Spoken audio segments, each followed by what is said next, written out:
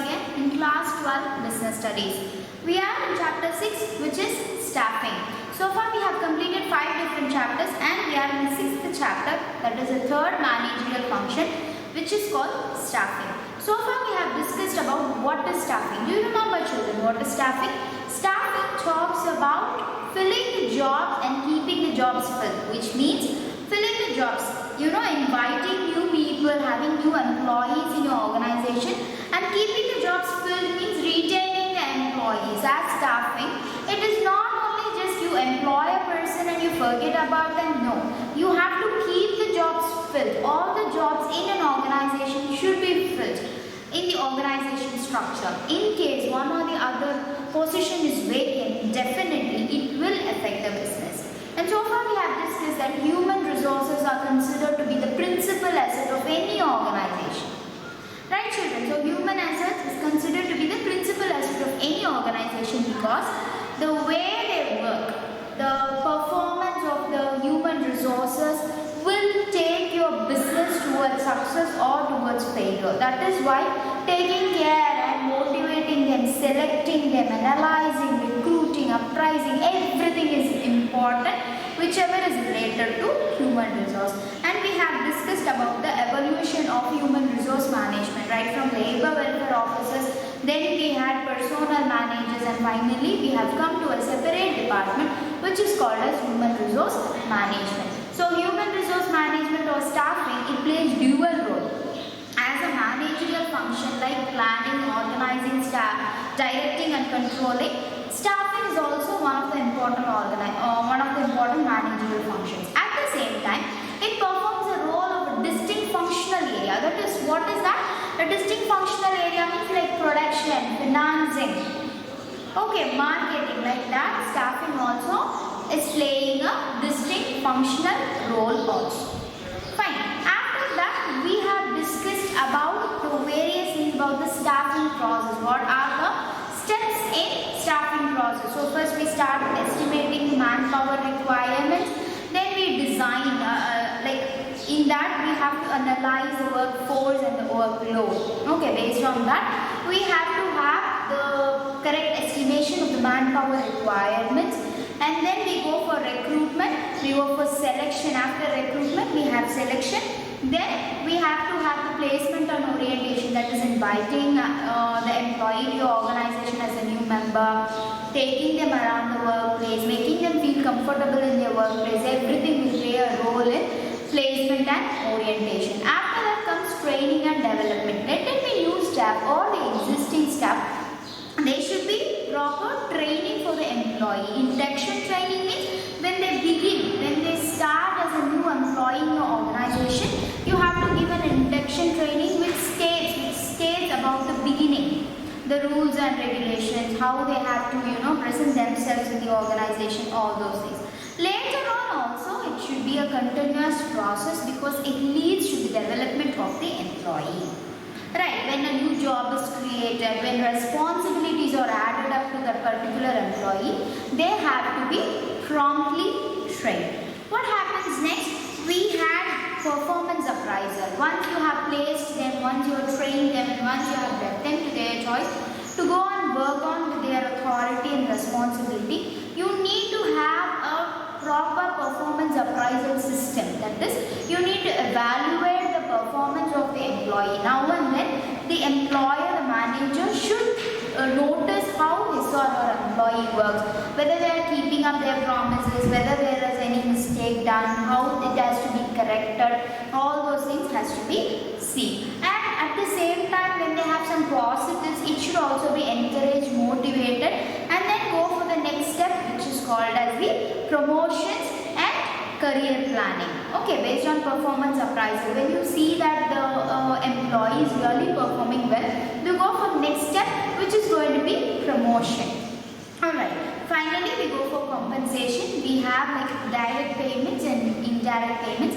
Direct payments are of two types again. One is time based and another one is performance based. Time based means what are the various things there, salaries, wages, everything comes under time based. In that particular time they give for the organization. 8 hours working, or 10 hours working, or even like 6 hours working, shift basis, based on that data. Another thing, performance based, like differential piece weight system we have already discussed, right? So in that, how many pieces or how they have performed, for that we give like incentives. We had some examples also we discussed. In indirect payments, when you give paid vacations to them, when you give them something, like for example, if a performer or an employee is performing really well, so you give them a mobile phone or you give them a vehicle. It's up to the organization. They don't pay it in terms of money, but they pay as some other things. Okay, that we have discussed. Now we are in the prospect of discussing about the aspects of staffing. What are the various aspects of staffing? Recruitment, selection and training. Fine. What are the three things? Recruitment, selection and training. Now, first thing, we are in detail going to discuss about recruitment. What is recruitment? It is a process of searching for prospective employees and stimulating them to apply for the jobs in the organization. It is not only going to be searching, it is going to be the process of stimulating them for applying in the job, applying for the job. So we are in chapter 6. We are talking about the aspects of staffing. First, we are going to discuss about recruitment.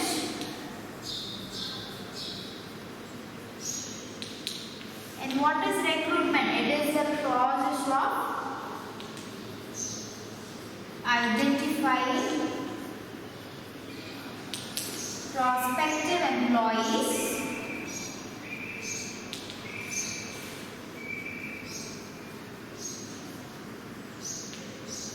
and what else? You have to stimulate them to apply for the job. That is, you have to motivate them to apply for the job. Stimulate them to apply for the job.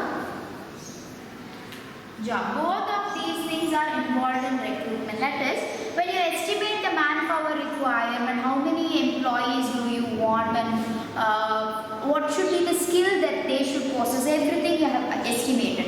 What do you do next? The second step in the planning process is recruitment. That is, you announce, you let people know that so many positions are vacant and you invite them to apply for the particular position. Right. So advertising is commonly used for a medium. It is a common medium, okay, to let people know, because it reaches out maximum. But other than advertising, yes, we have various other sources of recruitment also, which we are going to discuss now. Okay, first thing, what are we going to discuss? We are going to discuss about the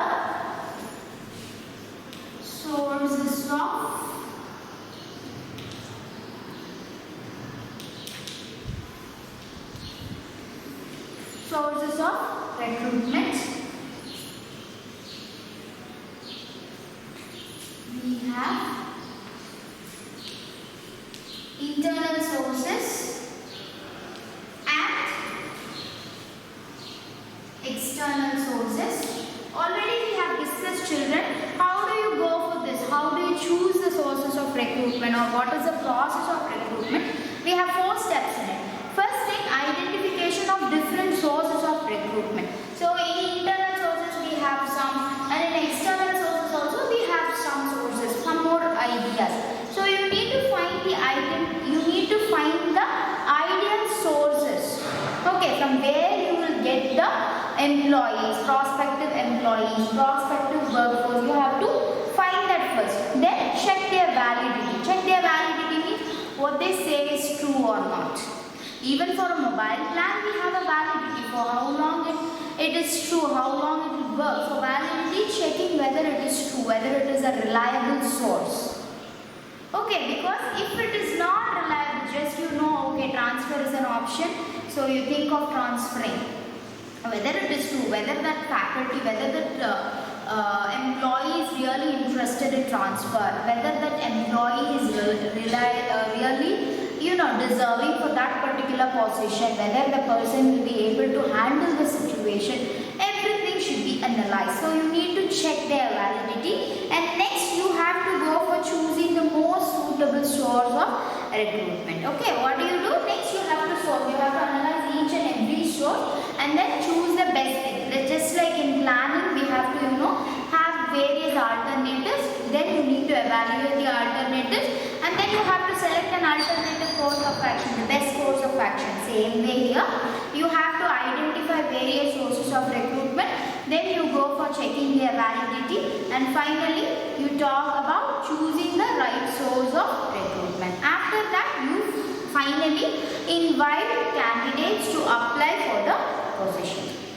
Okay, now we are going to talk about the two sources of recruitment which are called as internal sources and external sources. In internal sources, we have transfers first. Second one is going to be promotions. What do we mean by transfer? It is actually the horizontal change. Okay, this is horizontal change. Especially, what is one important point that you have to note down in this particular source of recruitment? There won't be any change in position. In this branch, if that person is a branch manager, when he is transferred to another branch, there even he becomes a branch manager. So the authorities and the responsibilities remain the same. There won't be any change in the duties. Hence, we call it an horizontal change. Horizontal position recruitment.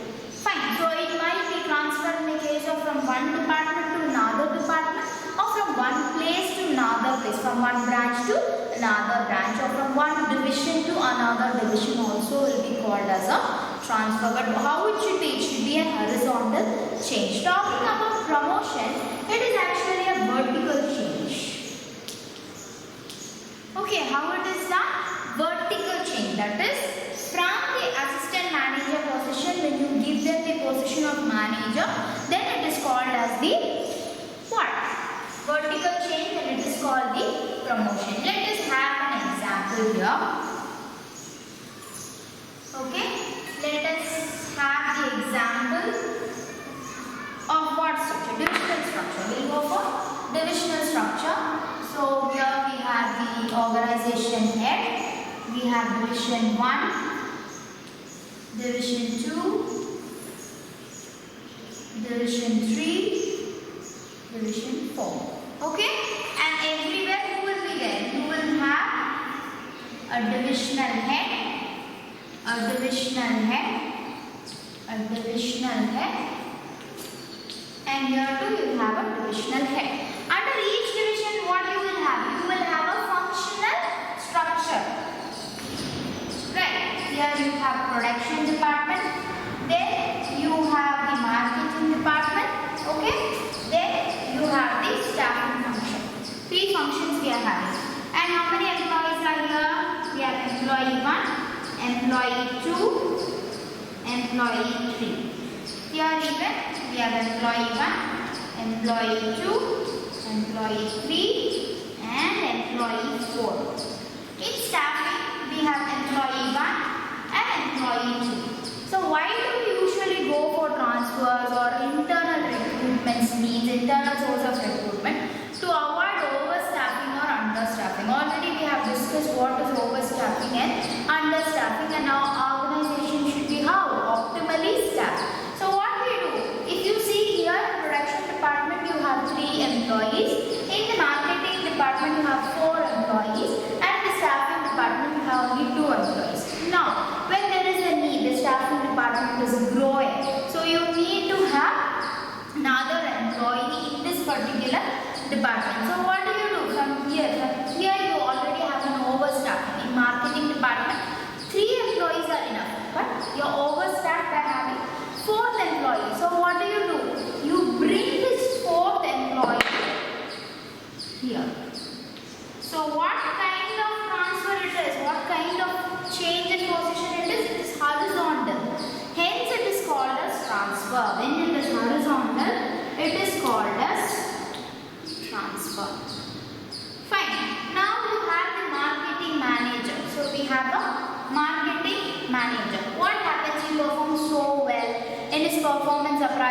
people have come to know that he's performed really well, what do? They promote the particular manager. To which place they will promote? To the divisional head. We are going to have a new division as division number 5. Okay, this is a new division, and this marketing manager is brought up as the divisional head.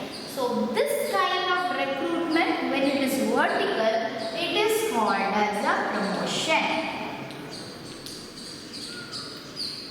Fine. So if it is horizontal, it is called transfer, because here also the employee who is doing the particular work, here also the duties and responsibilities are going to be same. Like might be a few differences related to the particular department, particular function. In marketing, they were talking about advertising things. In sales, they will be talking about something else. But the work of a clerk or work of a manager will be same. What is the work of a manager? To manage things. Okay. So when it is done in such a way, it is called as transfer. When you go to the next step, when you do it vertically, it is called promotion. Right, children? What is it called? Promotion. So what are the two internal sources of recruitment we have? We have transfers and promotions. When we have it in a horizontal manner, then horizontal movement, it is called transfer. When it is vertically done, it is called promotion. So why do we actually do transfers, go for transfers? To avoid termination of an employee, to avoid overstaffing or understaffing, to optimally use the manpower present in the organization, we go for this transfer methodology. Okay, and sometimes it will be done for learning purpose, for training the employee. So a new employee comes, you want to train the employee. So he's going to first be in the production department. He learns works in production department. Now he knows things about production department. You're going to bring him to the managerial level. That means he should know about the marketing department also. So then also transfer is done for him to understand next function. For the purpose of learning also, you can go for transfers. Right, children? Now talking about promotions is actually motivating. More than transfers, promotions are highly motivating, because when this marketing manager is promoted, his position raises.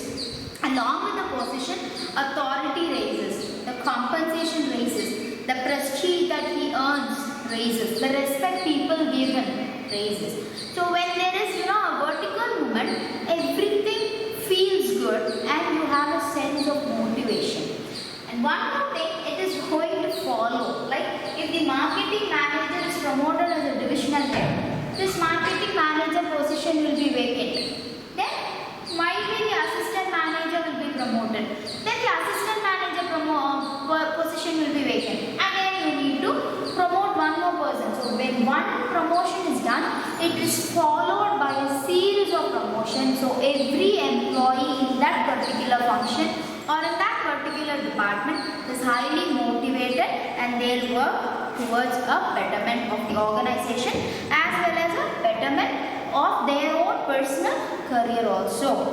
Okay, so it helps to improve the motivation, loyalty and satisfaction level of employees, because when you know that okay, there is a promotion idea, there is a promotional plan, the employees will give out their best.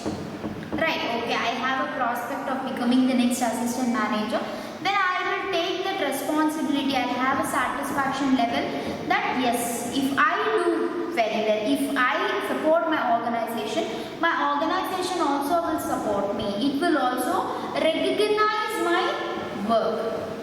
Right, so you yourself are just making a small an assignment. You are presenting it, you have taken so much of effort to make that assignment, you have completed the assignment. When you show it to me, I just see okay, what are the mistakes, what are the corrections, I give it to you simply, you will not be motivated.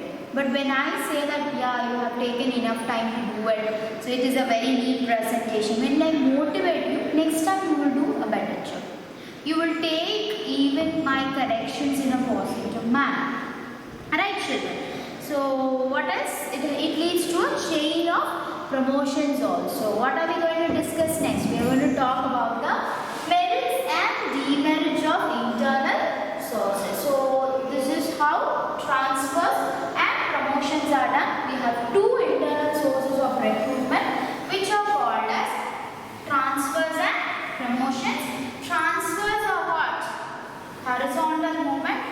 as promotions are vertical shifting. Alright. So where we said the second step. First we are identifying the sources of recruitment. Second step, you need to check their validity and you have to evaluate and you have to choose the best option. So when you do that, definitely what you have to do, you have to go for merits and demerits. You should know what are the pros and cons of choosing that particular internal source or the external source. So it is important for us to discuss the merits and demerits. Fine. What are the merits? Employees are motivated to improve their performance. Right? Because when the promotion is done, it leads to a chain of promotion. Many employees get the opportunity to get promoted to the next level. This improves their commitment, this improves their loyalty, it motivates them. So what is the first thing? It motivates the present employees. When you talk about internal sources of recruitment, it talks about the existing employees. It's not inviting new people. It is the present employees. Yes, so it motivates the employees to perform well. Next one, internal recruitment simplifies the recruitment process. Simplifies the recruitment process, because when you have internal recruitment, you don't have to go for advertising. The employees know about the organization, you know about the employee, easy for you to understand.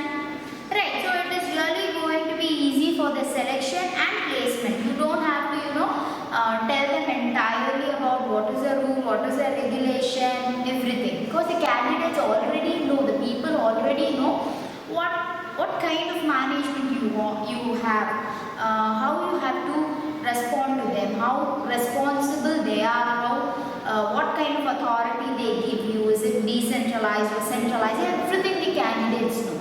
So it is easy go for the recruitment process. It simplifies the recruitment process and the selection process plus placement also becomes very, very simplified. The next thing is transfer. Talking about transfer, it is a tool of training the employees to prepare them for higher jobs. As I said in the example, when a clerk is transferred from production department to marketing department and then he is transferred to the HR department, he or she gets to know a lot of things about every department, every function. So when they are promoted for higher jobs, they can perform really, really well. So transfer is a tool of training. What is it? Transfer is a tool of training them for the higher jobs.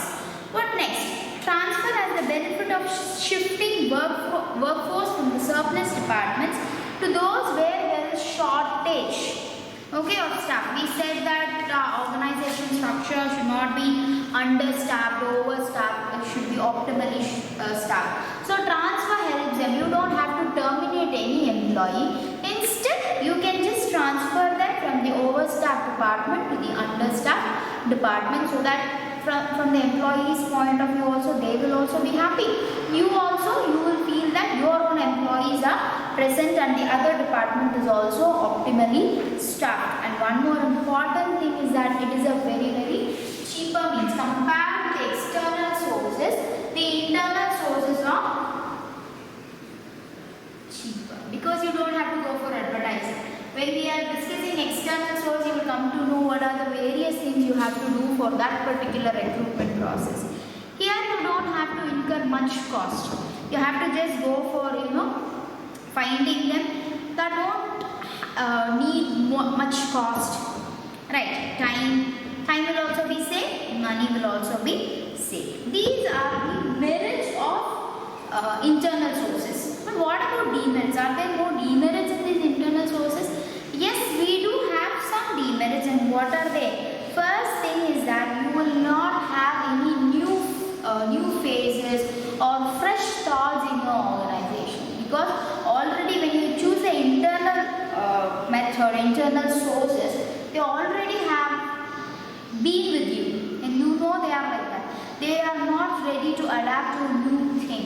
Might be we are not saying it in a confirmed manner. We just guess, might happen. Right, we are not saying that every employee is like that. But some employees might be like that. They will stick to their traditional methods. They won't think of any, they won't be ready to adapt to new changes and all those things. So you will talk about, you will not welcome any new thoughts. Okay, you don't have new phases or thoughts, because why do you want the new thoughts and new phases? They might have some better ideas to do the same work. Okay, so when you don't have them, you have the same system. It is a dynamic environment. So based on that, we also should change. Right, so this is very, very important demerit of internal sources. And then people may become lethargic. Okay, employees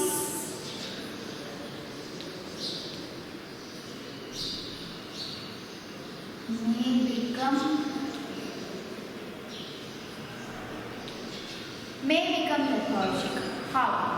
So they know that, okay, marketing manager is promoted. That means definitely series of promotion will follow. One employee, the first employee, he or she performs really well, and because of their performance they get promoted. But at the last, one employee in that line, in that particular line, might not have performed to that level. But since promotion means it's a series of promotion, they might get promoted even without giving a better performance. In that case, the present employees will become lethargic and they won't, concentrate on their work much, because they know at any time we might get a promotion, and promotion is on a timely basis. That is, every 6 months you have a promotion, or every 3 months there is a promotion. Whenever they have a new division, because the employees might come to know that the management is planning for a new division. In that case, yes, of course, definitely they want to promote, and definitely what happens? I am also going to get promoted. In that case, they might be lethargic and they might not be doing their work properly. Alright, what happens next? A new enterprise cannot use internal sources.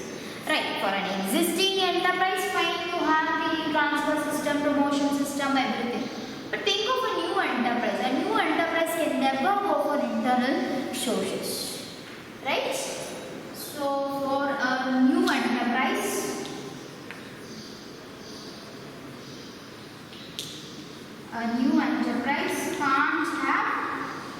can't have what? They can't have internal sources.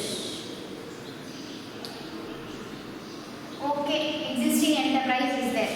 Do you think like all the positions can be filled only through the internal sources? If it is 1 or 2, fine. But every position, do you think can be filled just through transfers or promotions? No, it might not be possible. What is the next thing? The spirit of competition among the employees may be hampered, because transfer, in the sense, okay, you don't know when a transfer comes. Now only you are learning everything about marketing, you're getting interested into it. At that time, they feel that your department is overstaffed, and when they change you to another department, how will you feel? You will feel disheartened. So the interest of the employees will be lost in one particular sense. And the spirit of competition also will not be there, because when you say the performance based promotions only will be given, then it is fine. But it is not like that. When the marketing manager is promoted, a series of promotions follows. There is no competition. Whether you work better, I work better, the competition is not there. They just know, yes, of course. That's what we said, right? They will become lethargic. And finally, frequent transfers may affect the productivity of the organization. How? Because that's what we said. Now only I am learning marketing management and I have trained the employee, I have given all sorts of training, I have incurred my time and everything. And all of a sudden you transfer them to another department. How will that employee feel? And at the same time, you will miss one nice employee. You have to learn something new from the particular employee. Right? You have to take time to train them ahead.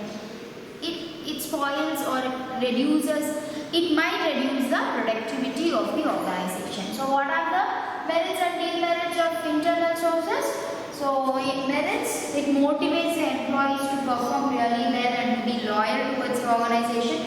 It simplifies the process, okay, the recruitment process. Then the transfer is a tool of training because same organization you can transfer and it is a cheaper means of recruitment. Going for demerits, you might not have new phases and new thoughts in your organization, and employees may become lethargic because they know like timely they will have a promotion plan. Then new enterprise cannot have internal sources at the same time the existing enterprises even cannot fill all their positions through internal sources. Right, children? And then the spirit of competition may be hampered, and finally frequent transfers may reduce the productivity of the organization. These are the various things about the internal sources. We discussed what are the internal sources of recruitment. Then we spoke about the merits and demerits of the internal sources. What are we going to do next? We are going to move on to the external sources of recruitment. Okay. Then again we come to the merits and demerits of the external sources of external sources, other than transfers and promotions, other than the internal sources, what are the other sources, other external sources from outside the organization? How can you invite, how can you find the prospective employees and stimulate them to, come forward to come forward to apply for the job is what we are going to discuss. Right. The first thing is, the first source is called direct recruitment. So we have seen in front of the shops or in front of companies, they have a small board, wanted. Okay, even in departmental stores when you go, we see that wanted. Like the educational qualification should be +2 or a degree, and we want a salesman or a sales girl, or we want an accountant. When they present it, when they notice it in front of the organization, put it up on a notice board in front of the organization, in front of the company, then it is called a direct recruitment, because people will come, they assemble in front of the particular organization, they see that positions vacant, situations vacant, they just come forward, apply, and immediately they go for the process of selection. Right. It is usually done for the daily wages. Okay, people who go for wages, like work for daily wage basis, they go for these kind of jobs. And this method seems to be very, very inexpensive, because you don't have to announce anything. You don't have to go for advertising. Just an A4 sheet or just a normal poster is enough to announce the recruitment or the vacancies that are present in your particular organization. It is usually done for vacancies called casual vacancies, which is done only for unskilled or semi-skilled jobs. It is not for the, can you see in front of an hospital, like where you ask for wanted doctors? Can you see like that? No, that does not happen with high skilled works. Okay, for professions it does not happen. It happens for daily wage basis, like who go for building, who work in buildings and construction. They get this opportunity. This is a very inexpensive method because it does not involve any cost, and it is suitable for filling casual vacancies when there is a rush of work. Like in production, when you see in garment factories or in textile industries, when they have an order during the Diwali or for uniform at that time, they'll have some additional employees only in that particular time. It is not permanent. Temporary jobs will be announced like that, for packing or for for marketing, like that, right? Periodically. It's not permanent. It is only temporary, and it is usually done for casual jobs, like casual vacancies like semi-skilled and unskilled jobs. Right, children? What are we going to discuss next? We are going to talk about casual callers. Okay? The second method is casual callers. What is this casual callers? It's like they are looking for the job. The employees are looking for the job. They come to your organization. They just ask if there are any vacancies. If at all there are no vacancies, what do? You get their resume and you have a database of it. Right? You maintain a database of who are the prospective employees. So when you are in need of a new employee, you just go through that particular database, find the prospective employee, and then go for selection. So who are casual callers? They just come to your organization to submit their resume. Even if there is no vacancy, you collect their resume and you maintain a separate thing called database, employee database or unsolicited applicants. That is, unsolicited means you didn't call them. They came voluntarily to present their resumes, to submit their resumes to you. You have a database, and when there is a need, you go look into your database, find the right candidate. That is called the screening process. That is, so many employees or so many applicants would have given you the opportunity, given you the resumes. 50 people are applying for the same job. You need only 2. So what do? You screen them. That is, how many of them match the job profile, how many of them have the educational qualification we have. So if only 10 people are with the educational qualification, then you screen them again. You have like what is the experience? You want somewhere around 5 years experience. Means you will see who has got that 5 years of experience. You will choose only those candidates and you will call them for the selection process. That is the interviews or the next level. Okay. This also reduces the cost of recruiting workers. Here also you are not going for advertising or even for notice. Even for that you are not going. You just have to refer your database and call the candidates for the interview after that. The next source is the most popular one, which is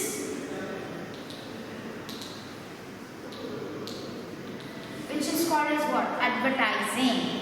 Okay, it is done in newspapers or in trade and professional journals. And what do? Next, you give information about the number of vacancies, what kind of employees do you want, what should be their educational qualification. Everything will be mentioned in that particular advertisement. Okay, what is the disadvantage of it? You get a flood of response because newspaper is a mass media. When it reaches, even if you want only 10 employees, you will have some 100 applicants. Right? In a database also you have to go for screening process, but there you will have very limited. Here you have so many applicants. To select, to screen them itself will take so much of time for you. And instead of just asking their resume, if you just give the advertisement as walk-in interview. Okay, walk-in interview means they don't have to submit their resume. They just walk in directly for the interview date, on the date and on the place that you have mentioned in the advertisement. So in that case, you will have so many respondents and it will be a really lengthy, time-consuming and expensive process. Right. Sometimes you have to meet unsuitable workers. Like you have asked for 7 years experience minimum, but freshers also might apply. And you are very clear that you are not going to take up freshers. Then why do you interview them? Right. And then employment exchanges. So we have heard after we finish our schoolings, they say like, have you registered in the employment exchange? Okay, our parents or grandparents will say a lot about employment exchanges. That is, we have to go and register our educational qualification and say that I am looking for a job. So the companies, they also will go to the employment exchanges and they will ask, like they'll just notify that these many employees are required. So the right employees, the employment exchange, they notify the right employees and they call them for an interview or for a selection process. Okay, and what happens here? It is considered a good source of recruitment for which kind of job? Unskilled and skilled operative jobs. So what happens here? Compulsory notification of vacancies should be given to the employment exchange. It is not that I don't want to go for employment exchange at all. First you should notify them. Registered companies, they have to notify them first, and it is a link.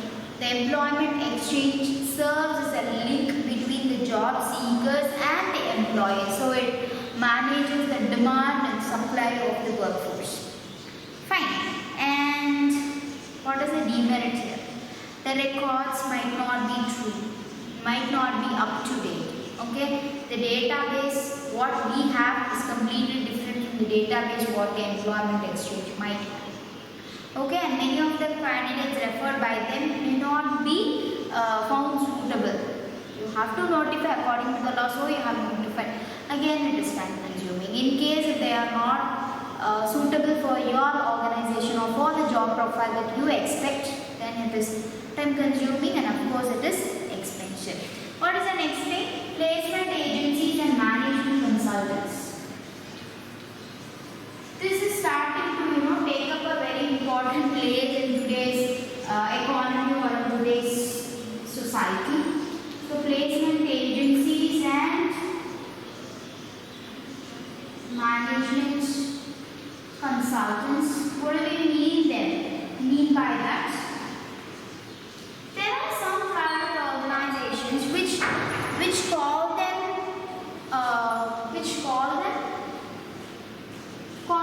as placement agencies. What is their work? Employment exchanges are run by government, whereas placement agencies are run by the private agencies and some professional bodies. What do?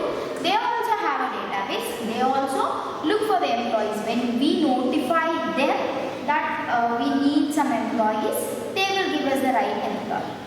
Right, but yes, of course, we need to pay them some fee for introducing those employees. What?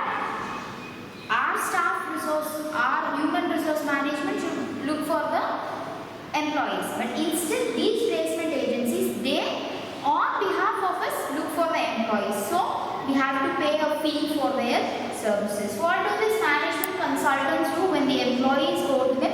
They will have a counseling, just like how you have a counseling of what should you do after your 12th standard, what course you have to take, and all those things. Same way, what is their qualification, what they are interested in. Based on that, they advise them to apply for certain jobs. Okay, sometimes these management consultants or these placement agencies, they even advertise on our behalf without telling our company's name. We can look for employees through this placement agencies and management consultants. But what we have to pay them? We have to pay a certain fee for them. Okay, this organization, these management consultants help us to recruit technical professionals and management personnel. They specialize in middle levels and top level executive placements. We saw that the operational level is done by direct recruitment. Right, here this placement agencies, they go for middle level and the top level management. What is next? The next method is called as campus recruitment. What is the next one? Campus recruitment. So let us have it here.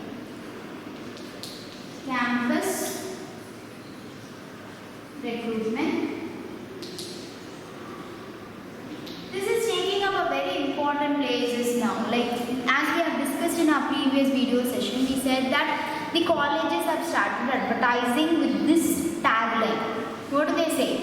These many big companies are coming to our college for campus recruitment. So when organizations, they come directly to the colleges to the educational institutions. They come up and they offer jobs. They conduct selection, interview process and all those things, and they take freshers. They have fresh, they have procuring, they procure what? They procure fresh talents for their particular organization. That is called as what? Campus recruitment. This is becoming a very popular one and a very well established practice of any business organization. Right. What is the next thing? The recommendations of employees. Let us move on. We'll come to this a little later. Merits and demerits. What is the seventh one? Okay, external source. Recommendation of employees. Children, please don't confuse this with the internal sources. This is completely an external source. We are not having our own employees. The present employees are not used for the recruitment process. They are just going to recommend some of their friends or relatives to the position that we have. That is, we just have, what to say, we are going to stimulate them through the present employees. That is called as the recommendation of employees method. Right, children, that is what is called as recommendation of employees. And what happens here, what is the benefit here is, the employees know both. They know the applicant also and they know their organization also. So they can think, okay, my organization states these many things and they are of this nature. We have a functional structure or organizational structure. They can analyze if the candidate will match to the expectations of the organization. So when finally they come for a recommendation, they will make sure that they satisfy both. That is the applicant as well as the organization. Alright, what is the next one? Labor contractors.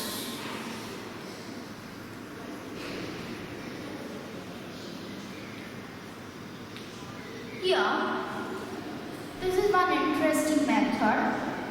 What we do is, have you seen children, like when in an important place, like in a common place, you meet so many employees, so many, usually they'll go for, operational level of work, like construction work or the lowest level of management, daily wage.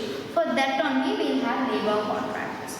Now what it is, we see that some people stand and one person will be asking questions to them or will assign work for them. That particular person is called as the labor contractor. These people, they are introduced to the organization by the labor contractors. Fine, they have a database. These labor contractors, they'll have a database. They'll have some employees under their control. So the organization, when it reaches to the labor contractor, he might not know the real candidates. The labor contractor will bring in the employees that we need. Okay, we are not going for any other selection and all. We are just going to inform the labor contractor and he or she is going to bring their employees to the organization for completion of work. Right. So what it is? The labor contractors, it is a close contact. These labor contractors, they will have a close contact with the laborers and it is usually done for unskilled work. Okay, unskilled workers at short notice. Like all of a sudden, because recruitment we know it is time taking. Here labor contractors, we don't have to involve much time.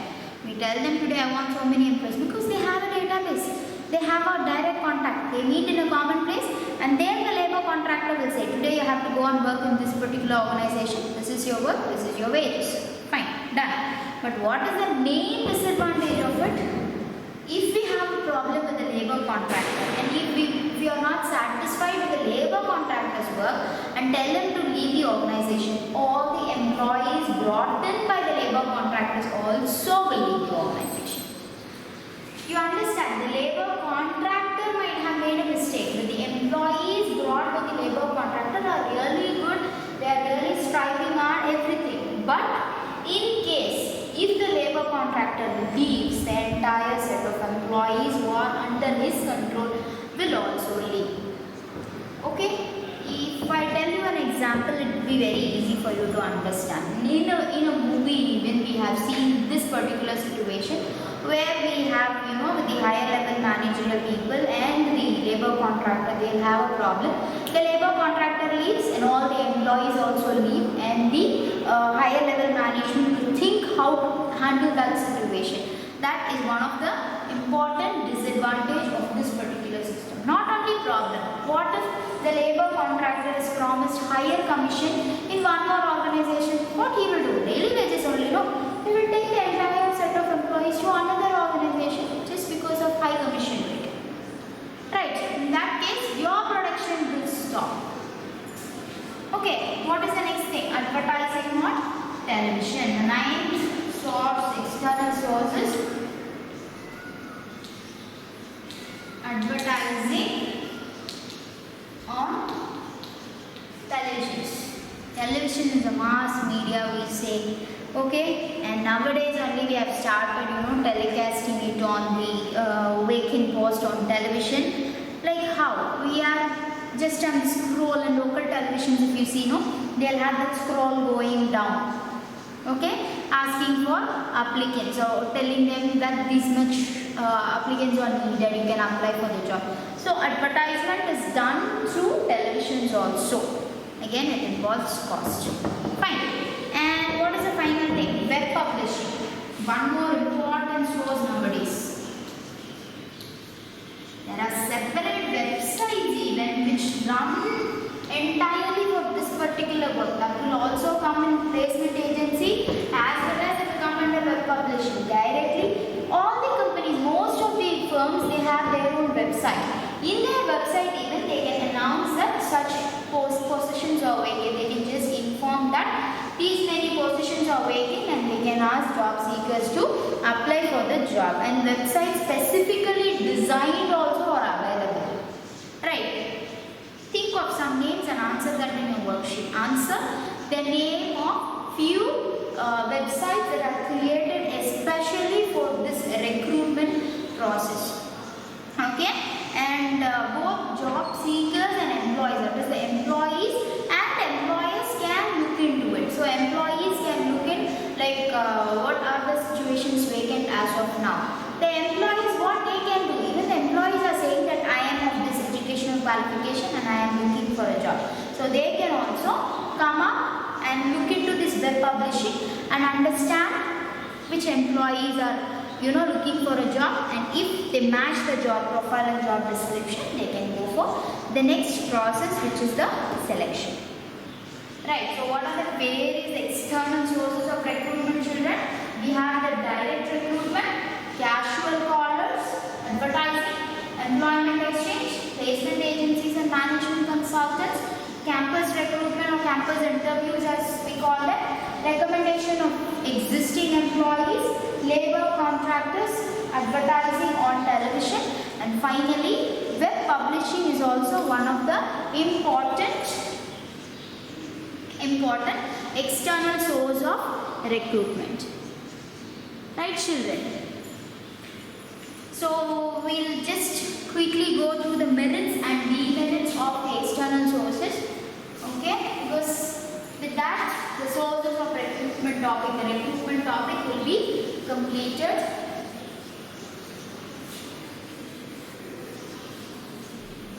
What are we going to talk about? Already we have discussed the merits and demerits of internal sources. Now we are going to discuss the merits and demerits of external sources.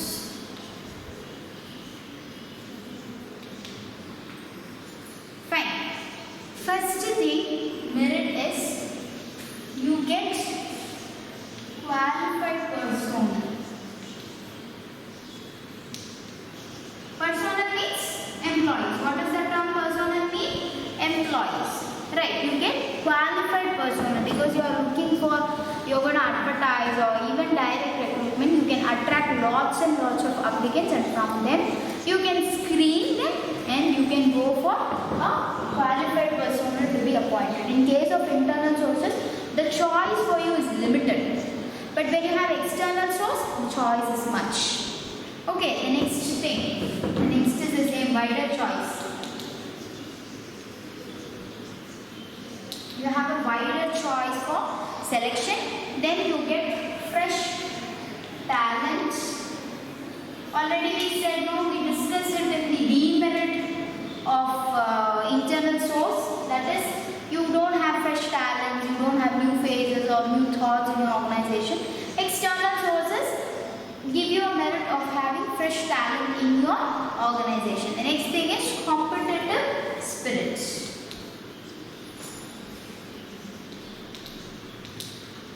How do you get competitive spirit? How do you infuse that competitive spirit in employees? Because when you are going for recruitment, external sources, so many applicants will be there and you have to screen them.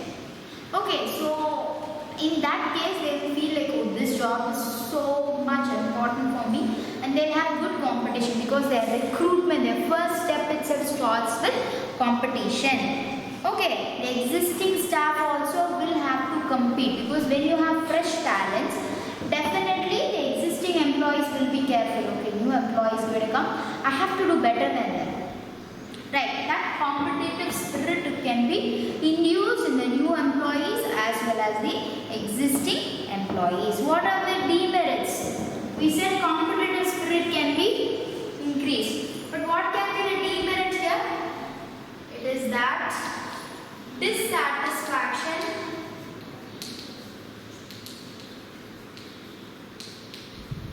of existing employees.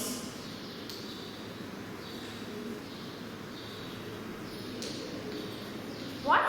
Dissatisfaction. What? I am in the organization, I have strived so hard, I have worked for so many years, but they didn't promote me. Instead, they are looking for someone else. Imagine if they are looking for some high managerial positions and you have a new person in that position. The lower level employee might not, be really responsible towards the job. He is a newcomer. My organization did not recognize my talent and they have brought him. That sorts of dissatisfaction will prevail among the existing employees, existing staff. Second thing is that it is a lengthy process. Because so many external sources are there. You have to verify each one of them, evaluate for this particular job, which particular source of recruitment will be fine. You have to think a lot of things. Okay, you need to induce them to apply, you need to set a selection date, you need to set an interview date. So it is a lengthy process. Even if you give advertisement, you give today, it is not that they will publish today even.